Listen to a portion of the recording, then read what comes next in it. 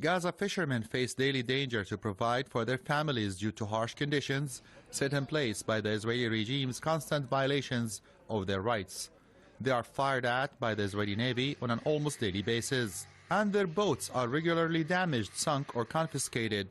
Since 2007, when Israel imposed a naval blockade on the territory, Gaza's fishermen have only been allowed to fish within 6 nautical miles of the coast. We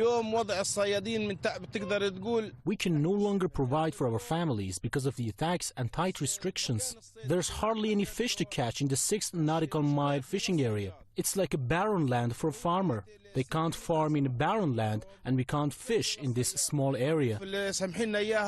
Currently, there are around 4,000 fishermen in Gaza, but only a small fraction of them fish regularly.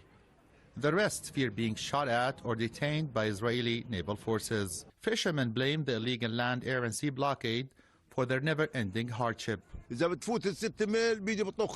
a fisherman gets the 6 nautical mile fishing limit or get close to it, he gets fired at by the Israeli forces. Over a dozen fishermen have been killed in recent years for simply trying to make a living and put food on the table for their children. A great part of our income goes into repairing our boats that have been damaged by the Israelis. To make the matters even worse, Israel has restricted all materials necessary for boat maintenance from entering Gaza. According to the Al Mizan Center for Human Rights, at least 113 Gaza fishermen have been detained by the Israeli Navy this year alone. Israeli forces are in grave and systematic violation of the international humanitarian law and the international human rights law by opening fire on Gaza's fishermen and destroying or confiscating their boats. Attacks on fishermen take place on a daily basis. Experts say that the blockade remains the principal cause of the hardship on people.